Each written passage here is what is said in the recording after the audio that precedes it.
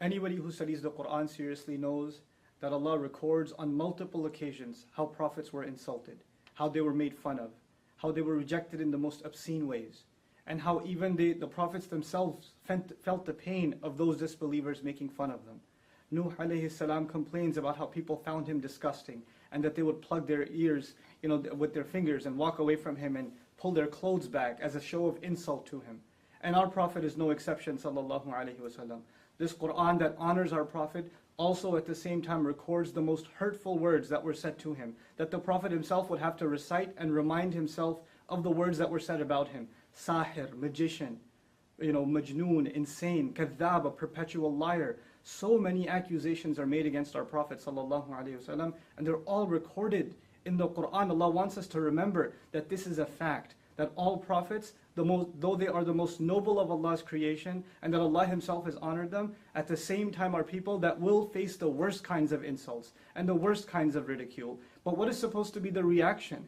And if anybody's supposed to be angry and just be overwhelmed with rage when the Prophet is insulted, I would argue it would be his companions, whose faith, radiallahu anhum ajma'in, can't even be compared to yours and mine. But how come they don't react the way we do? How come they're not having any protests? How come they're not going out and yelling and screaming in rage?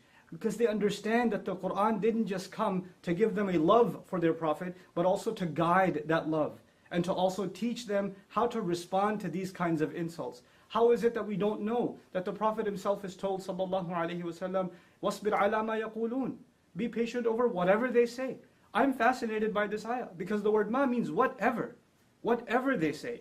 Not whatever they've said, whatever they might even come up with. And the mudari' form in the Arabic suggests what they may have said in the past, but the present and even the future till this day. The Prophet's policy is to be patient himself, sallallahu alaihi wasallam.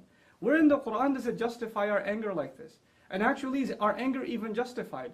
If anything, I argue, the one thing we should feel towards those who hate us and make hateful speech towards Muslims is sorrow. We should feel sorry for these people. They can't hurt the Prophet. They can't take away his honor. It was given from the sky. It was given from Allah. Nothing on earth can take it away. No article, no cartoon, no film, no speaker, no hate speech, no form of art. It's not going to take away the dignity of our Prophet sallallahu alaihi wasallam.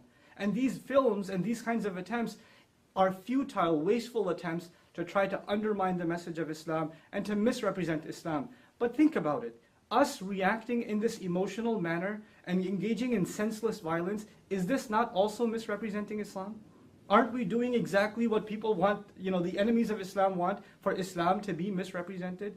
If anything makes me angry, it's the anger at our own selves that we don't understand the policy of the Quran and how to respond to insults. Idfa' billati hiya ahsan. Respond with that which is best.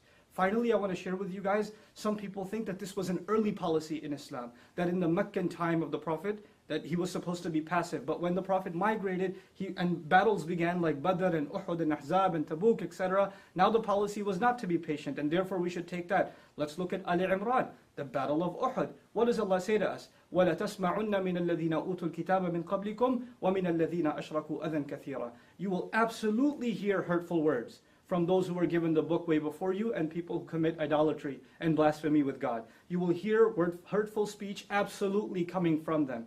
These kinds of things are a manifestation, a proof that Allah prepared us mentally for that. But what was supposed to be our reaction, God Himself tells us, Allah Himself tells us, وَلَا إِن تَصْبِرُوا وَتَتَّقُوا فَإِنَّ ذَلِكَ مِنْ عَزْمِ الْأُمُورِ. If you can be patient and you can maintain your consciousness of Allah, then that is the most noble of deeds, the highest of accomplishments that you can accomplish. That is supposed to be the reaction of the Muslim.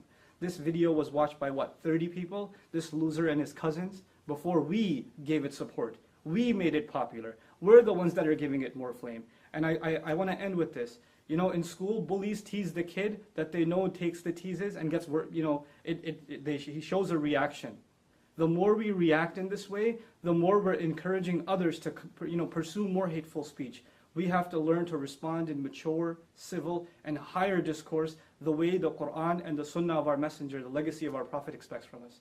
I pray that this is a message that reaches all of my young brothers and sisters that are feeling the sadness, the rage because of this incident, but I hope to turn that rage, and I hope you can turn that rage into something positive.